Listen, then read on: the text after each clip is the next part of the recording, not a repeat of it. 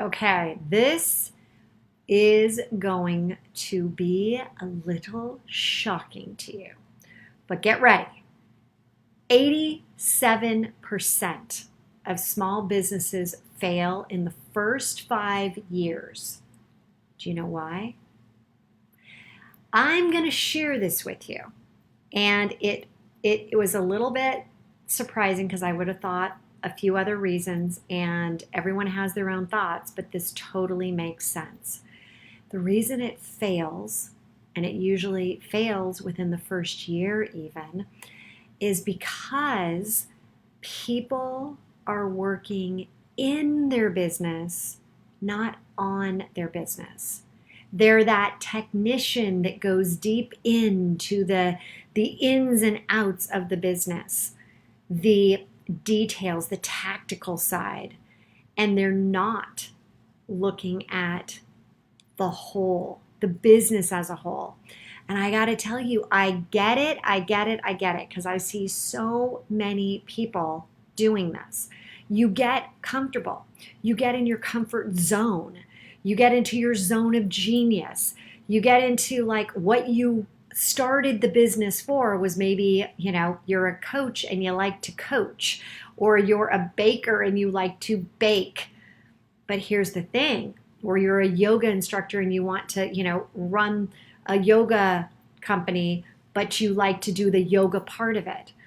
And that's where the disconnect happens. And it happens because you get into your jam, into your groove, and then you realize that you're trying to get into your comfort level where being and actually looking at your company and trying to figure out how to run it in a profitable way is not where you're necessarily comfortable. It's not where you all of a sudden have that like zone of genius, right? You may have not taken a finance class in college. You may not have really understood the ins and outs. Maybe you came from corporate. Hey, came from corporate myself. And even if you're running large divisions, even if as I did, I, was out there selling financials and manufacturing application systems to some of the largest Fortune 500 companies, that doesn't help me understand how to run a business as an entrepreneur. And that's the problem. We try to go into our sweet spot without understanding that a successful business means that you got to build it from the foundation up, which means you have to have a great grasp on the foundational information that makes a business, that keeps a business going when a pandemic hits, or when a bad quarter hits, or when launches don't go as well as we had hoped.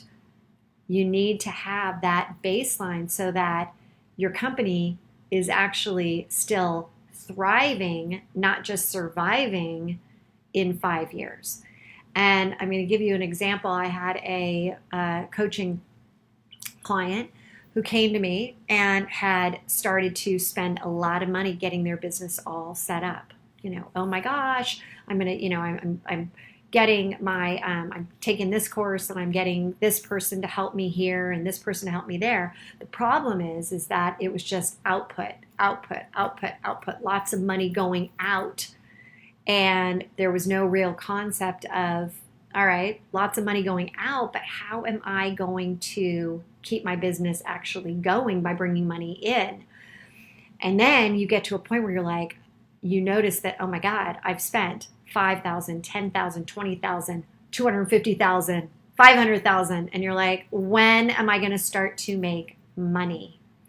And so that is why it is so important. And I ask you this, how much time are you dedicating in your work week around working on your business, not in your business?